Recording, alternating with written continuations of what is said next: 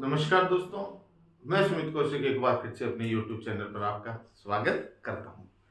देखिएगा, कल जब हमने बात की थी, हमने गोरीय दर्पण से संबंधित कुछ परिभाषाएं देख ली थी।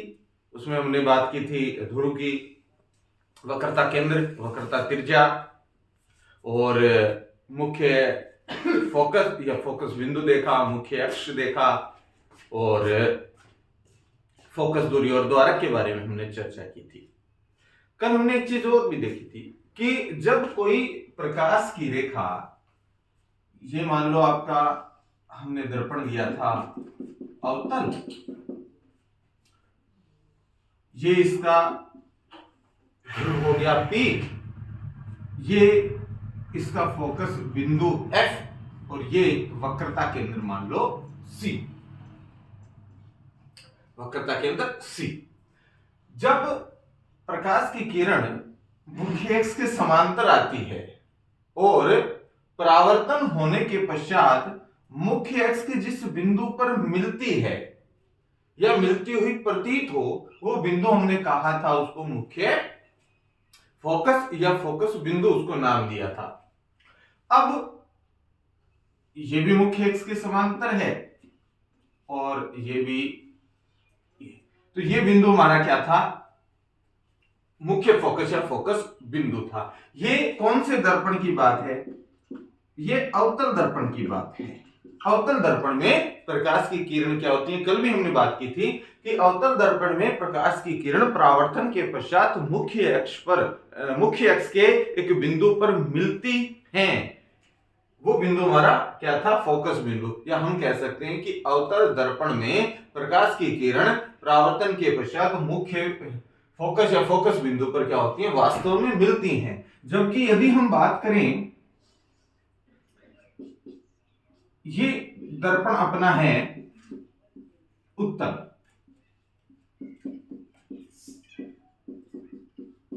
उत्तल दर्पण, इसमें भी क्या होगा कि प्रकाश की किरण ये मुख्य अक्ष के समांतर आ रही हैं और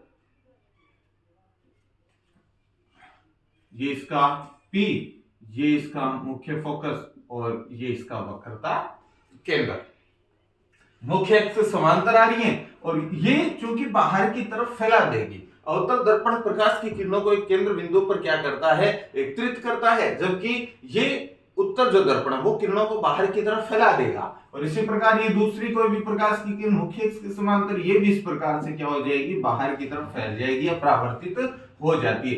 ये जो दोनों परावर्तित किरणें वो किसी भी बिंदु पर वास्तव में नहीं मिल रही हैं, तो हम क्या करेंगे?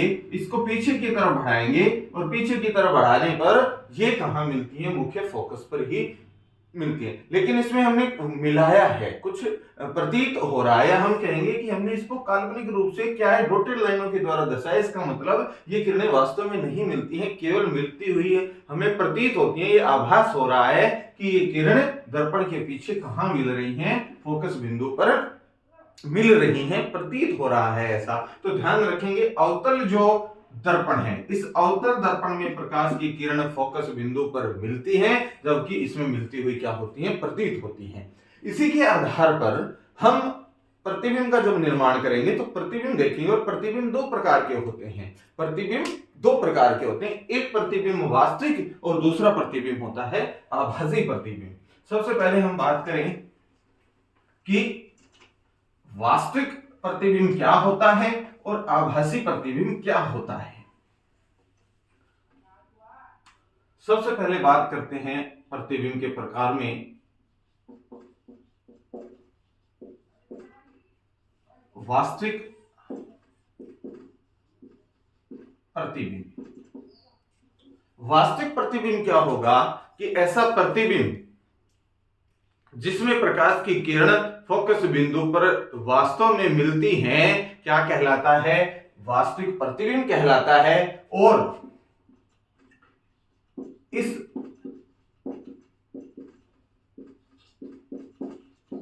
प्रतिबिंब को हम पर्दे पर क्या कर सकते हैं? प्राप्त कर सकते हैं। पर्दे पर प्राप्त किया जा सकता है। तो एक तो कि वे प्रतिबिंब जिन प्रतिबिंब को पर्दे पर प्राप्त किया जा सकता है वास्तविक प्रतिबिंब कहलाता है, तथा इसके अलावा कि प्रकाश की किरण फोकस बिंदु पर क्या होंगी, मिलती हैं। दो प्रकाश की किरण जब जिस बिंदु पर मिलती हैं वो फोकस बिंदु कहलाता है, और जो वास्तव में मिले तो जो प्रतिबिंब का निर्माण होगा वो क्या बनेगा, आपका वास्तविक प्रतिबिंब। प्रतिबिंब तभी बनेगा जब दो परावर्तित किरण किसी बिंदु पर मिलती हैं, वास्तव में मिल जाएं, तो उसी बिंदु पर उसी स्थान पर किसका निर्माण हो जाता है, वास्तविक प्रतिबिंब का निर्माण हो जाता है। एक प्रतिबिंब होता है आभासी प्रतिबिंब। आभासी प्रतिबिंब, इस प्रकार के प्रतिबिंब को एक तो पर्दे पर प्राप्त हम नहीं कर सकते हैं, तो इसमें लिख सकते हैं कि इस प्रतिबिंब को पर्दे पर प्राप्त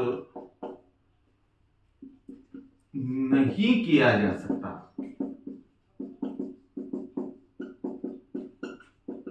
एक तो इसे पर्दे पर प्राप्त नहीं किया जा सकता है, और दूसरा कि इस प्रकार के जो प्रतिबिंब होंगे, इस प्रकार के प्रतिबिंब में जो प्रकाश किरण होंगी या जो परावर्तित जो प्रकाश किरणें हैं वो उस बिंदु पर मिलती हुई क्या होंगी, प्रतीत होंगी। जैसा कि हमने उत्तल दर्पण में देखा था कि प्रकाश की किरण केवल मिलती हुई प्रतीत होती हैं, वहां जो प्रतिबिंब बनेगा वो आभासी प्रतिबिंब बनेगा। और एक बात का और ध्यान रखेंगे कि अवतल जो दर्पण है, एक स्थिति ऐसी है, बाकी सभी स्थितियों में प्रतिबिंब कैसा बनता है, वास्तविक प्रतिबिंब का निर्माण होता है, जबकि उत्तल जो दर्पण है वो किस प्रकार के प्रतिबिंब का निर्माण करता है, आभासी प्रतिबिंब का निर्माण करता है।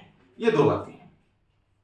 अब हम आज थोड़ी सी और बातें करेंगे कि कौन कौन सी वो विशिष्ट किरणें हैं जिन किरणों के परावर्तन से प्रतिबिंब का क्या होता है, निर्माण होता है। ध्यान रखना, प्रतिबिंब का निर्माण तभी होगा जब वो दो किरण आपस में किसी बिंदु पर क्या होंगी, या तो मिल जाएंगी या मिलती हुई प्रतीत होंगी। ये ध्यान रखना, प्रतिबिंब निर्माण हमेशा दो किरणों के कटान बिंदु पर, मिलान बिंदु पर ही क्या होता है, निर्मित होता है, वही बनेगा। तो बात करते हैं कुछ विशिष्ट किरणें हैं जिसके द्वारा या जिन किरणों को लेकर हम प्रतिबिंब का क्या करेंगे, निर्माण करेंगे।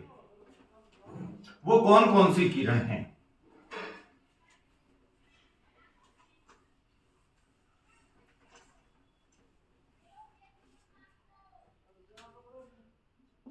नंबर एक, सबसे पहले मुख्य अक्ष के समांतर किरण है।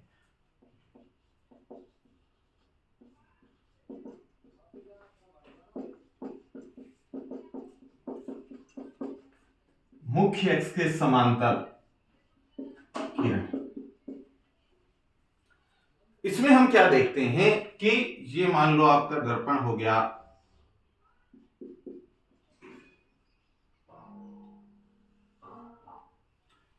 ये आपका मुख्य अक्ष हो गया, ये P, ये फोकस बिंदु F, और ये वक्रता केंद्र C। ये भी ध्यान रखना है कि ये जो मुख्य फोकस होगा ये ध्रुव और वक्रता केंद्र के बीच में क्या होता है, स्थित होता है। मान लो कि P और C, वक्रता केंद्र और ध्रुव के बीच की दूरी 6 सेंटीमीटर है, तो ये जो F होगा ये कहां स्थित होगा, 3 सेंटीमीटर पर होगा, अर्थात दोनों के मध्य में स्थित होता है। सबसे पहले हमारे पास किरण क्या है, मुख्य अक्ष के समांतर। तो ये कोई प्रकाश की किरण थी जो मुख्य अक्ष की क्या आ रही है, समांतर आ रही है। यदि कोई प्रकाश की किरण मुख्य अक्ष के समांतर आएगी तो सदैव ध्यान रखना कि ये प्रकाश की किरण सदैव कहां से गुजरेगी, कहां से परावर्तित होकर जाएगी, ये फोकस बिंदु F से होकर गुजरेगी। ये ध्यान रखने वाली बात है कि मुख्य अक्ष से समांतर चलने वाली प्रकाश की किरण कहां से गुजरती है, फोकस बिंदु F से गुजरती है। जबकि यदि हम बात कर लें उत्तल की,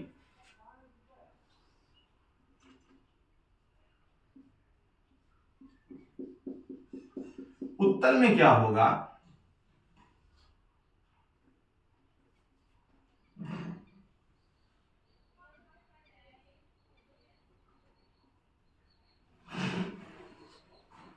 ये P, ये F, और ये इसका वक्रता केंद्र मुख्य अक्ष के समांतर आएगी। ये चूंकि किरण को, प्रकाश की किरण को बाहर की तरफ फैला देती है, ये इस तरफ नहीं जाएगी तो ये इस तरफ क्या होगी, मिलती हुई प्रतीत होगी। तो ध्यान रखना, गुजरती हुई प्रतीत होगी। तो ये बात अपनी कौन से दर्पण की, ये है अवतल दर्पण की, और ये है उत्तल दर्पण की। तो मुख्य अक्ष के समांतर आने वाली प्रकाश की किरण कहां से गुजरती है, फोकस बिंदु से गुजरती है और इसमें गुजरती हुई प्रतीत होती है। दूसरी किरण में, दूसरी जो किरण है उसको हम कहते हैं फोक्सीय किरण। फोक्सीय किरण, ये किरण क्या है, ये क्या इसकी स्थिति है कि ये मान लो आपका दर्पण है,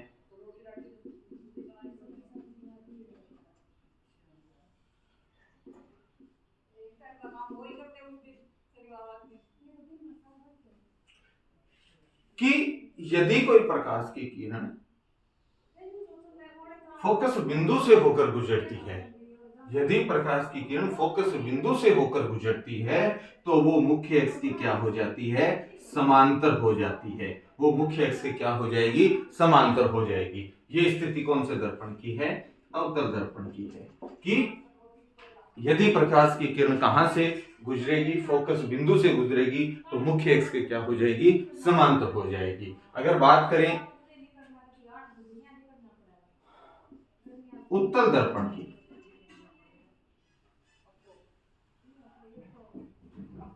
तो इसमें क्या स्थितियां रहती हैं,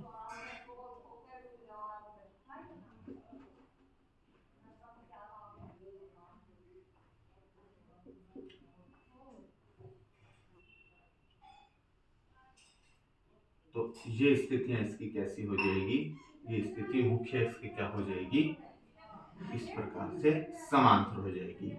यदि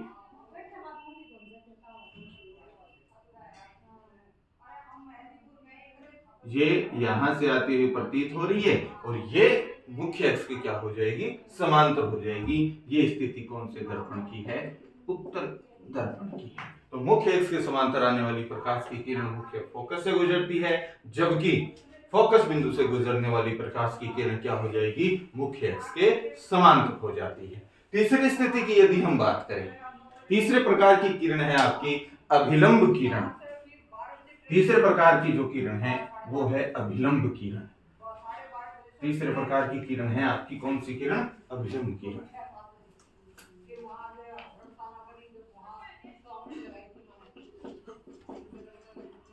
अभिलंब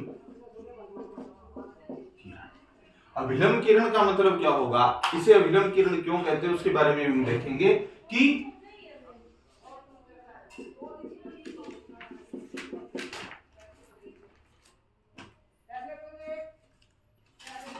मुख्य अक्ष के समांतर, ये P हो गया, ये अपना F हो गया और ये क्या हो गया, अपना वक्रता केंद्र हो गया। यदि प्रकाश की किरण इस वक्रता केंद्र से गुजरती है, यदि प्रकाश की किरण इस वक्रता केंद्र से गुजरती है तो बिना कहीं जाए, अर्थात वक्रता केंद्र से गुजरने वाली प्रकाश की किरण क्या हो जाएगी, उन्हें उसी दिशा में लौट जाएगी, या हम कहेंगे कि जिस मार्ग से वो आपतित हुई थी उसी मार्ग से वो क्या हो जाएगी, परावर्तित हो जाएगी। अर्थात वक्रता केंद्र से गुजरने वाली किरण क्या हो जाएगी, वक्रता केंद्र से गुजरने वाली प्रकाश की किरण क्या हो जाएगी, वापस वक्रता केंद्र से ही गुजर जाती है। क्योंकि इसको अभिलंबीय किरण हमने इसलिए कहा है क्योंकि वक्रता केंद्र से गुजरने वाली कोई भी प्रकाश की किरण दर्पण से टकराएगी या दर्पण के किसी भी बिंदु पर वो एक अभिलंब की भांति क्या करती है, कार्य करती है। वक्रता केंद्र से गुजरने वाली कोई भी प्रकाश की किरण होगी वो क्या होगा, अभिलंब होगा, दर्पण पर क्या का निर्माण करेगी, दर्पण पर क्या होगी, अभिलंब होगी। यही सेम स्थिति किसके लिए हो जाएगी, उत्तल दर्पण के लिए हो जाएगी। यही सेम स्थिति किसके लिए हो जाएगी, उत्तल दर्पण के लिए हो जाएगी। ये P, ये यहाँ पर F और ये यहाँ पर C। तो ये यहाँ से क्या होगी, गुजरती हुई प्रतीत होती है। तो ये अपना क्या हो जाएगा, अब उत्तर के लिए हो जाएगा।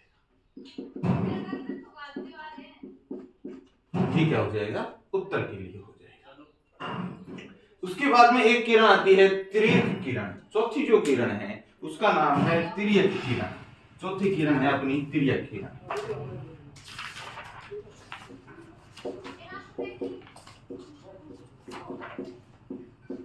चौथी किरण को हम क्या कहते हैं, तिर्यक किरण कहते हैं।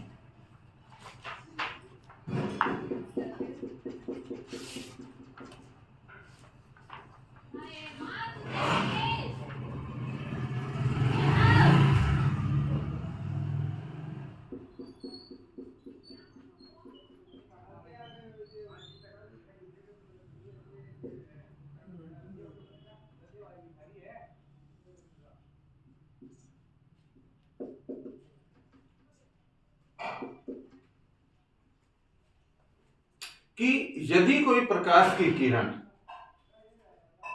इस ध्रुव से टकराती है, ध्रुव पर आपतित होती है, तो वो उसकी तिर्यक दिशा में क्या हो जाएगी, परावर्तित हो जाएगी। उसकी तिर्यक दिशा में क्या हो जाएगी, परावर्तित हो जाएगी। इसका मतलब ये हो गया कि जिस कोण से वो या जितने कोण से वो इस ध्रुव पर आपतित हुई है, उतने ही कोण से वो क्या हो जाएगी, परावर्तित हो जाएगी। इस किरण को हमने नाम दिया है तिर्यक। इसका मतलब ये इसकी तिर्यक दिशा में, आपतित किरण की तिर्यक दिशा में ये क्या हो जाएगी, परावर्तित हो जाती है। इसको क्या नाम दिया हमने, तिर्यक किरण नाम दिया। और उत्तल के लिए भी स्थितियां यही सेम रहेंगी।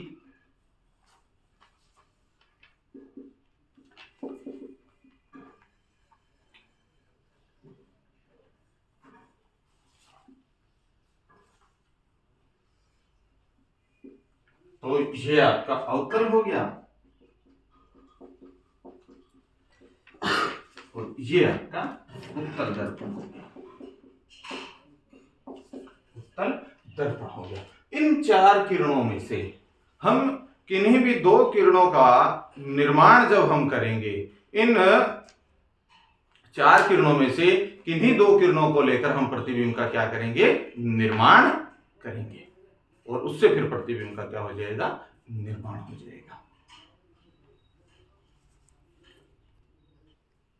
तो हमारा प्रतिबिंब का निर्माण कब होगा, जब दो प्रकाश की किरण किसी बिंदु पर मिलेंगे। ध्यान रखना, प्रतिबिंब का निर्माण वहीं होगा जहां प्रकाश की किरण मिलेंगी या मिलती हुई प्रतीत, दोनों मिलान बिंदु पर प्रतिबिंब का क्या होगा, निर्माण होगा। तो ये हमने कौन सी किरण देखी, तिर्यक किरण देखी कि ये अवतल दर्पण के द्वारा जितने कोण से इस पर आपतित हुई, उतने ही कोण से इस पर क्या हो गई, परावर्तित होगी। और ये स्थिति किसके लिए है, उत्तल दर्पण के लिए। एक हमने अभिलंब किरण की बात की कि अभिलंब किरण क्या होगा कि जब प्रकाश की किरण इस वक्रता केंद्र से गुजरेगी तो वो वापस वक्रता केंद्र से ही क्या होगी, वक्रता केंद्र से आपतित हुई और वक्रता केंद्र से ही क्या हो जाएगी, परावर्तित हो जाएगी। और इस दौरान ध्यान रखना, परावर्तन कोण और आपतन कोण दोनों का मान क्या होगा, शून्य होगा। और हमने इस किरण को अभिलंब किरण इसलिए कहा है क्योंकि इस वक्रता केंद्र से गुजरने वाली कोई भी प्रकाश की रेखा, कोई भी प्रकाश की किरण इस दर्पण के प्रत्येक बिंदु पर, दर्पण के यदि मान लो यहां से गुजर रही है तो ये भी, अगर मान लो ये है तो ये भी, मतलब कि ये प्रत्येक, अगर कोई भी प्रकाश की किरण वक्रता केंद्र से गुजरेगी तो वो एक बिंदु पर, इस दर्पण के प्रत्येक बिंदु पर क्या होगी, अभिलंब होगी। तो इसी वजह से इस किरण को हमने क्या नाम दिया है, अभिलंब। ये अवतल के लिए स्थिति थी, अवतल दर्पण की स्थिति थी। और ये किसकी स्थिति है, उत्तल दर्पण की स्थिति है। किसकी स्थिति है, उत्तल दर्पण की। सॉरी, ये इसमें ये ऐसे नहीं, हमने गलती ले ली इसमें, ये इस प्रकार से आएगी। ये प्रकाश की किरण यहां से आ रही है वास्तव में, और ये आगे हमें केवल इस पर मिलती हुई क्या प्रतीत होगी, इस पर मिलती हुई प्रतीत होगी। ये किरण होगी आपकी। इसमें थोड़ा करेक्शन कर लेना, वो गलती से कई बार दिमाग में से निकल जाती हैं चीजें अचानक से, तो ये कुछ चीजें होती। तो ये उत्तल दर्पण की और ये कौन सी, अवतल दर्पण के लिए। तो इन 4 किरणों में से, ये ही 4 किरणें, इन 4 किरणों में से किन्हीं भी 2 किरणों को लेकर हम प्रतिबिंब का क्या करेंगे, निर्माण करेंगे। तो आज की कक्षा यही समाप्त करते हैं। आगे कल हम उत्तल और अवतल दर्पण के द्वारा प्रतिबिंब निर्माण की स्थितियां देखेंगे, उनका क्या करेंगे, अध्ययन करेंगे। नमस्कार, बहुत बहुत धन्यवाद आपका।